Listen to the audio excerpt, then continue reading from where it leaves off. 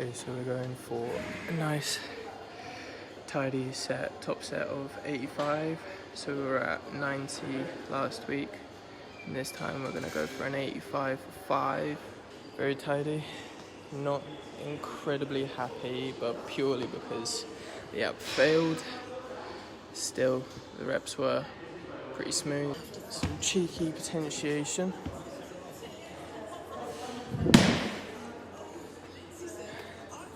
Hey.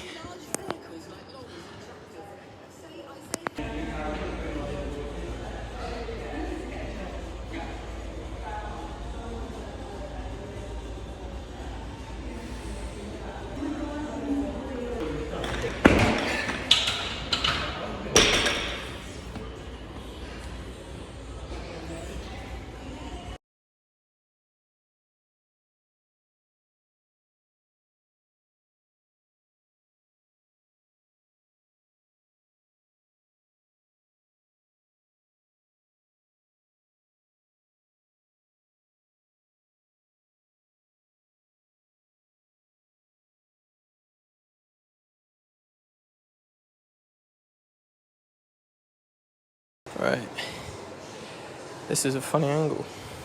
Let's move it. I think that's a bit better. Okay. Well, I mean, one machine, you gotta kind of change it up sometimes.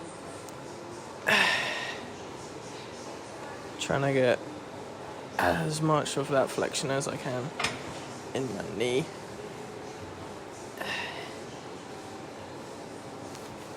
Didn't actually change the weight. Doesn't feel too bad. But no. So, post cleans, I'm trying to do enough knee work.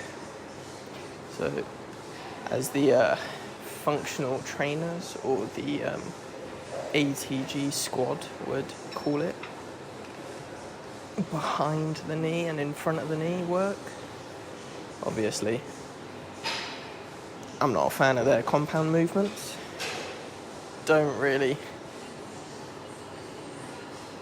see why they are very much suggesting that there has to be some sort of evolution to the weightlifting. I mean, natural,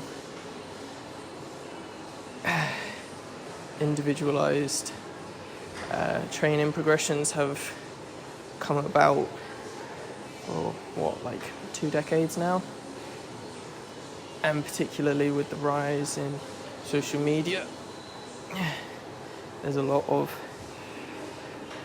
new age kind of movements that just become a bit too overpopularized.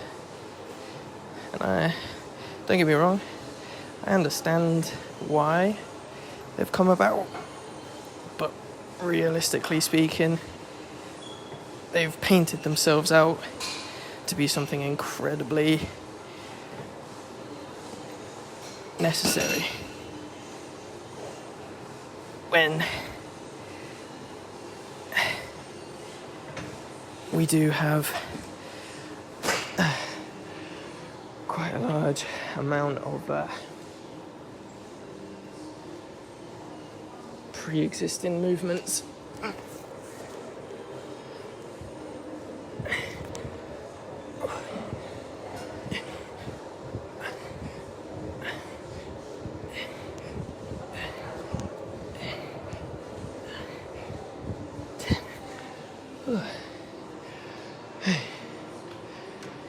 Yeah, it's one of those tricky things, in my opinion. I do like to talk about them, but it's very difficult because it's quite a polarized debate. There's not a whole lot of neutral ground to work with. So, where do we go? Hey. 2 sets every time. So we do 5 sets of the major compound supersetted with the plyometric. So this morning that was the power clean panda pull combo, and that was combined with the drop jump from, I think it's like 30 inches. Yeah, ain't really too much to that. It's actually quite annoying. I find it quite annoying doing cleans. It's the best movement for power, 100%. Like, I feel it, and I do benefit from them, but I don't 100% like them. It's very difficult to, because they just require a lot. You've got to be mobile, you've got to be stable, you've got to be powerful, obviously. There's a lot of different things going on, which is quite tricky sometimes, because, I don't know, I'm a little bit quirky, and every now and then I just have to give an extra 10-20% just to kind of keep it in, keep it ready. So it can be quite tricky. Right, final set of leg extension, modified leg extensions with 42 kilo goblet squats to superset. So we're going bilateral for this one. So we unilaterally did it. I went for about 5 reps in reserve for that one. On this one, we're gonna probably look at somewhere in the 2 to 3 region. So this isn't hypertrophy based work, so I'm looking for a lot more recovery. But I am looking for a heck of a lot of intensity. So principles remain quite similar though. Mechanical tension. You just gotta kind of work it through. R.I.P. Jiraiya. Right, a couple of isometrics as well.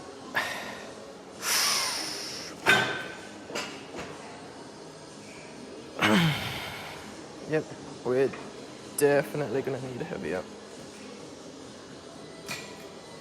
So that was almost 50. We're going for 65. Pretty sure I'm good all the way up until about 90, but it's those isometrics that'll kill me the most. Right. And you can see, I don't weigh that much. So 65 kilos will move me quite a bit.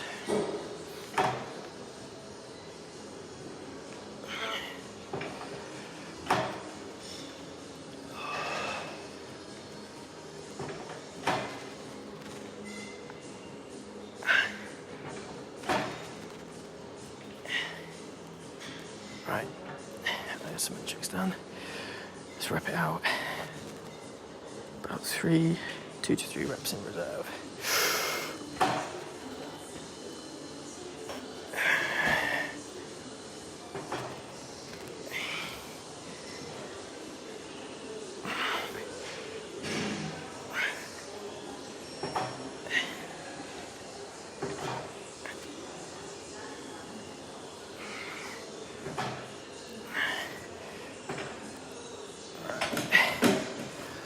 Yeah, 9 reps. Pretty tidy.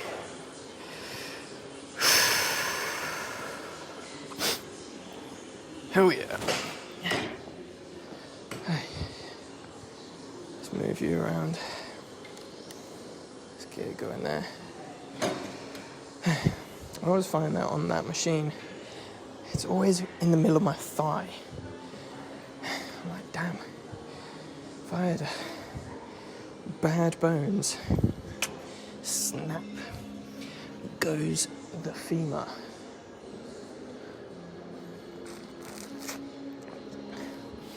Yeah, who doesn't love a bit of Coldplay? Right. Why, oh why, is it goblet squats? There could have been so many things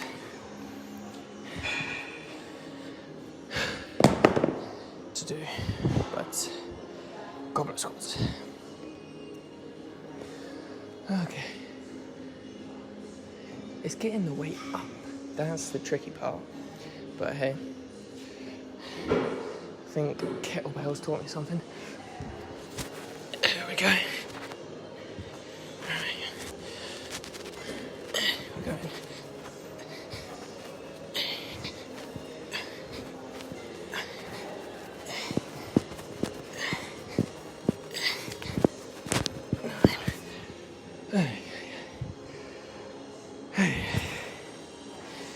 Just trying to match those extensions. Yeah. That's all it's about.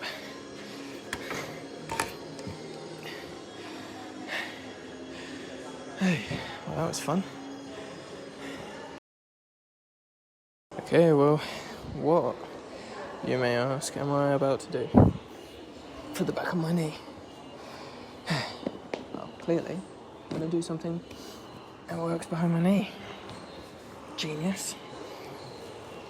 It's one of my latest movements that I created because I too can come up with rubbish. No, I'm joking. It's never rubbish. It's just ineffective sometimes. Yeah. So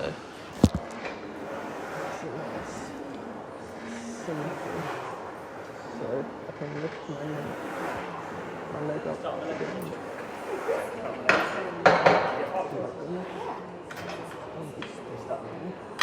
Really focus on driving my heel into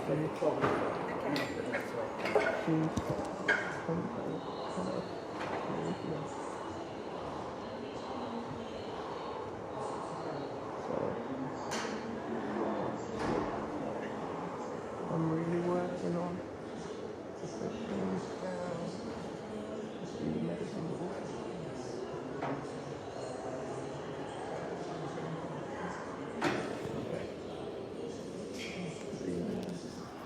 The important part about this one for me is I'm not looking to push it through my glute too much.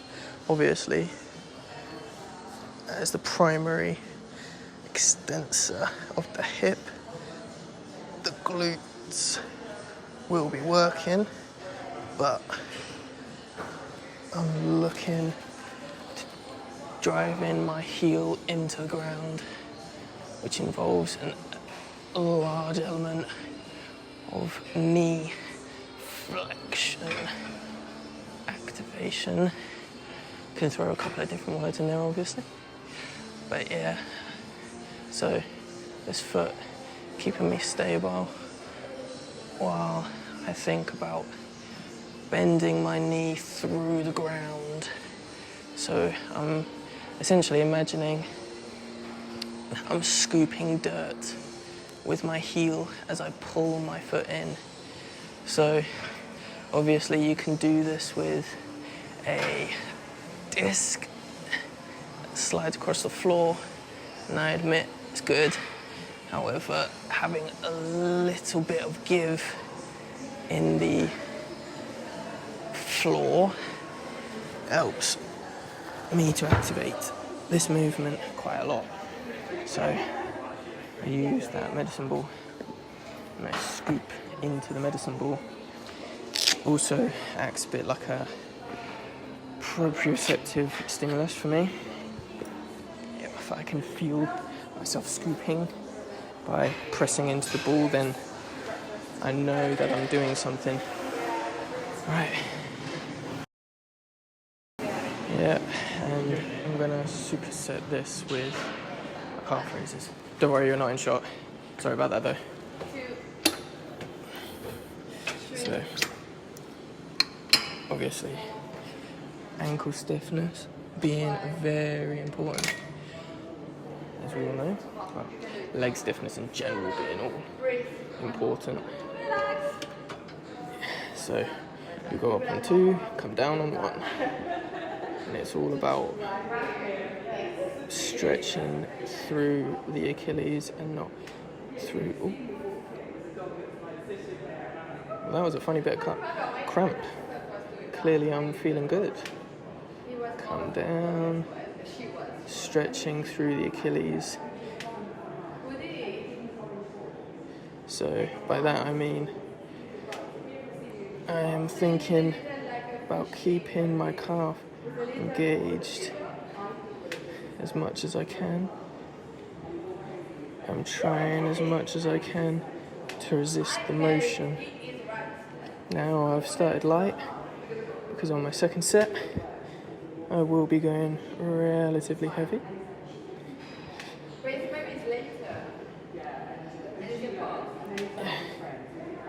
Be quite good. So I work my gastroc and soleus. Obviously I can't isolate my gastroc too much. My soleus will also be involved. But I'm isolating my soleus on my day 2 in the gym. So day 1 gyms, I isolate my quads. And then day 2, isolate my soleuses and my hamstrings. Although, realistically, I don't want to isolate my hammies too much. It's a bloody good piece of fucking endurance work this is.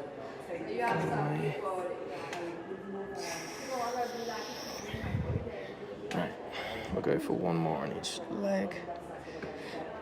Driving those toes into the machine. Right. Yeah, second set. 65. See how that goes. Yeah.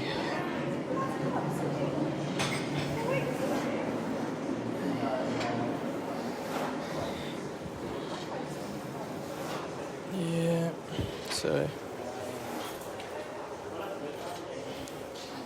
I wouldn't advise it 100% because sometimes you can get a bit carried away with it, but sometimes mid-set just doing some stretches, preferably a dynamic kind, obviously, just to make use of your time.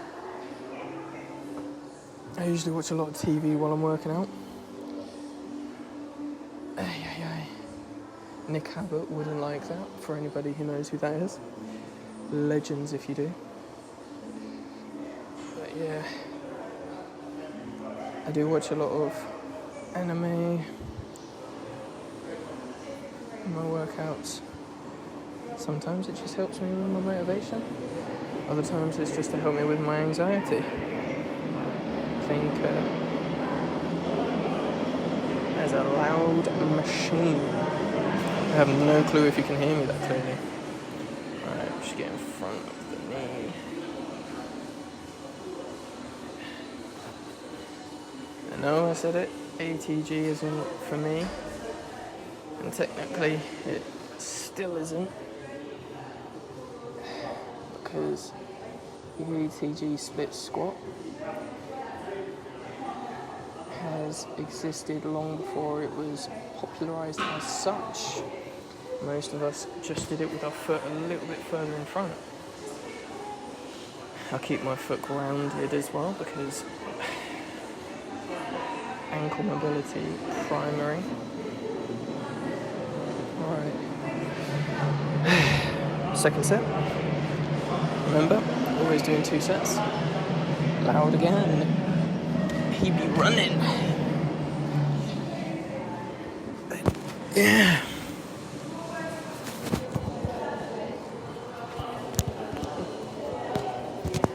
And then full round. So scooping up the ground with my heel. Again, I'm not pushing my hips up into the air because I really want to focus on the retraction of my heel. I don't want to think about the flexion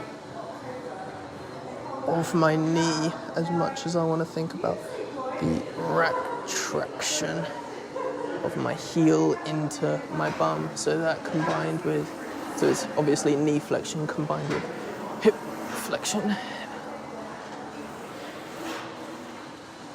As we can be a little bit functional about it. You don't necessarily flex your knee and flex your hip independently. It's a concurrent movement, or it's done simultaneously, which it would make sense for it to be called retraction. Haven't heard anyone else really talk about it like that. But yeah.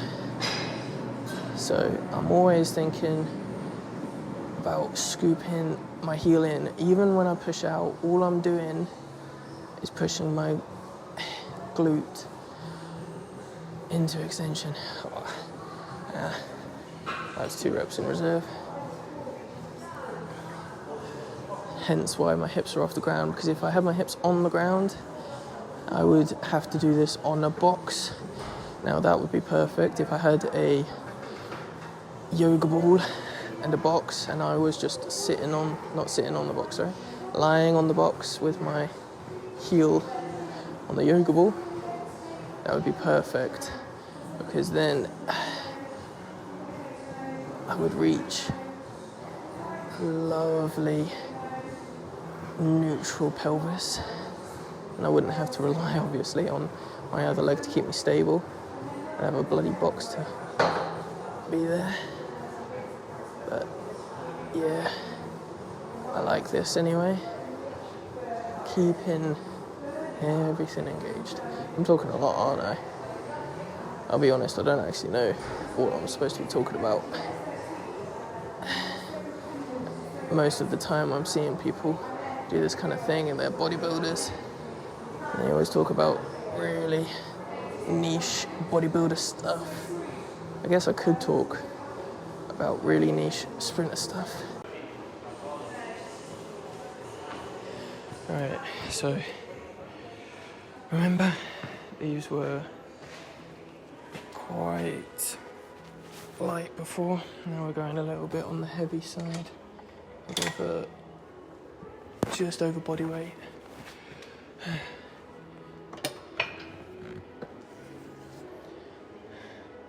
Obviously, sprinters, we produce anywhere between 4 and 6 times our body weight in force as we're running.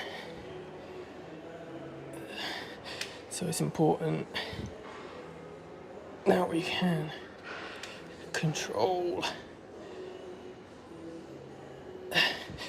how we express that force, hence stiffness. We want to be stiff because that's how you produce those really high levels of force. If it was to quiet us, that's very annoying, isn't it? I know I can be annoying, but hey, who knows? But yeah. Alright. One more on each leg.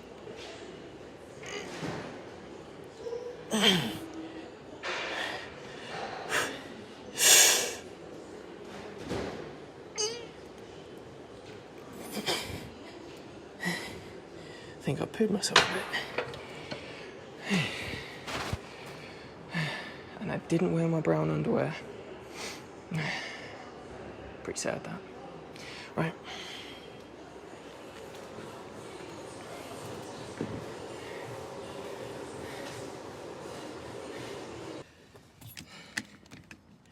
It is 8:45.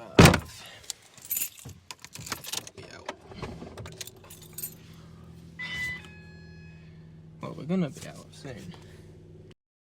First, I've got to get rid of that. Let's see what happens. Yeah, just as I thought. Let's wait for the engine to warm up then.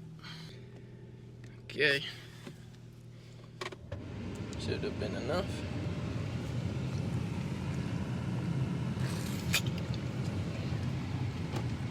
Check the baby monitor.